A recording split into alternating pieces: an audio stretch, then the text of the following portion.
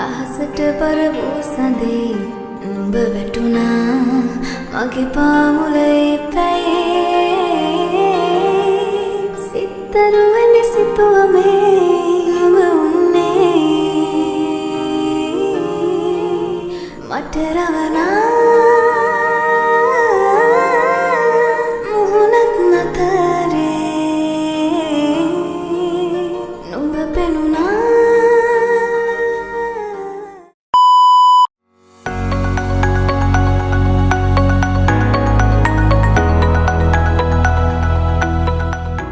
දෙසැම්බර් 31 කියන්නේ හරි විශේෂ දවසක්.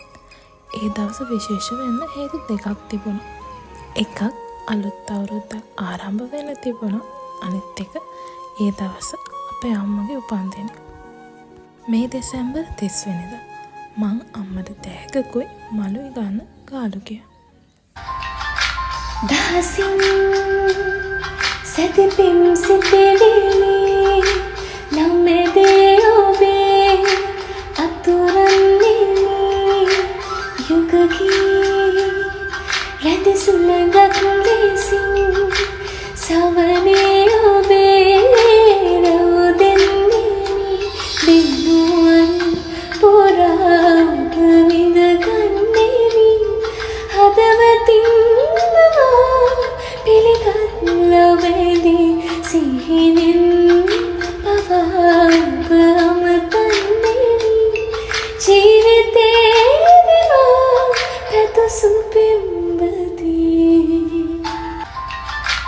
දහසින් සැතපෙම් සිතෙවිලි ළමෙදේ ඔබේ අතුරන්නේ යුගකී රැඳ සුළඟක් ලෙසින් සවනේ ඔබේ රෝදෙන්නේ දිනුවන් පුරාට විඳගන්නේවි හදවතින් පිළිගත් ලොවේදී සිහිනෙන් පවාප අමතන්නේවි ජීවිතේ දිවා පැතුසු පෙම්බ.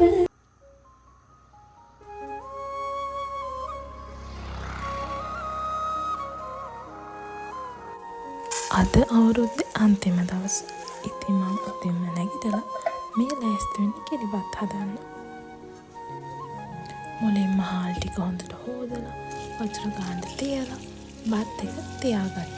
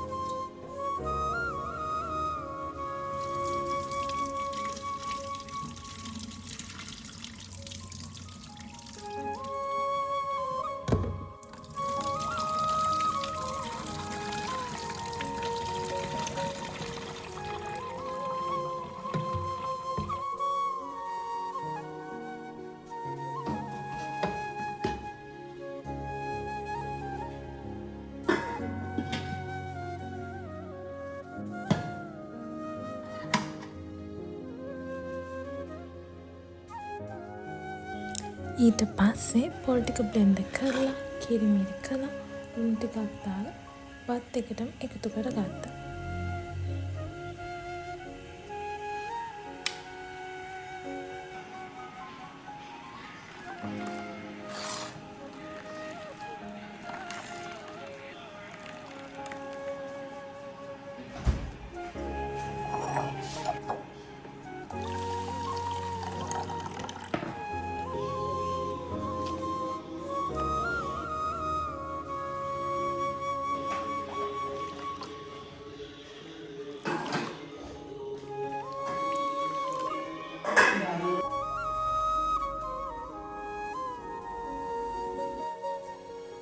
හදාගත්තු කිරිබත් එකේ මුල්ම කොටස බුදු සාදුට පූජා කරන්න අහිං කරලා ඉතිරි ටික මල් ලස්සනට වැඩෙව්වා. කිරිබත් එකත් එක කන්න මම ලුණු මිරිස් එකකුත් හදලා ගත්තා. උදේ වරුව ඔන්න ඔය විදිහට ගෙවුණා.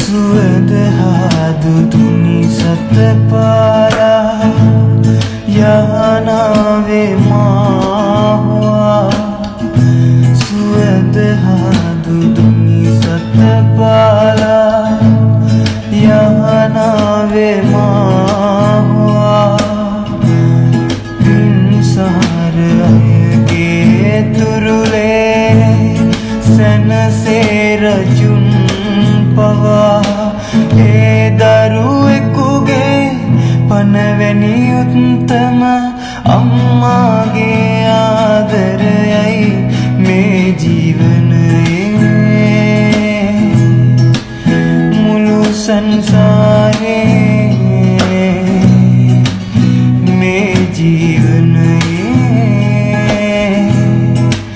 මුළු සංසාරේ උදාරයි උදාරයි උදාරයි ආදරේ. ලොකු පාටි එකක් නොවුණත් ඒත් අම්මගේ මොන හිනාව ගෙදර අයත් එක්ක එකතු කරගත්ත මතක හරි ලස්සනට තිබුණා. තිස්සේ කරේ අපි හැමදාම බීච් එකට ගියත් තාත්තා ගෙදර හිටියේ නැති නිසා අපි ගෙදරම ඉන්න තීරණය කළා. ඒත් ඊර හිස් උනේ නැහැ. ගෙදරම ඉඳගෙන නිරාකුරු පත්තු කරලා මල් විඩි දාලා අපි ලස්සනට අලුත් අවුරුද්ද පිළිගත්තා. එතනම මේ දවස මට එක දෙයක් කියලා දුන්නා. සතුට කියන්නේ මහ ලොකු තැන් ලොකු ප්ලෑන් නෙමෙයි. පවුලේ එක්ක ආදරේ එක්ක නිහතමානීව ගෙවෙන පුංචි මොහොතක් තමයි අපේ ජීවිත කාලෙටම ලස්සන මතකයක් වෙන්නේ. ඉතින් තවත් මේ වගේ ලස්සන vlog එකකින් හම්බෙනකම් මම අදට සමුගන්නවා. අහසට පර වූ සඳේ උඹ වැටුණා මගේ පාමුලේ පැයේ සිත්තරුවනි සිතුවමේ උඹ උන්නේ මට රවනා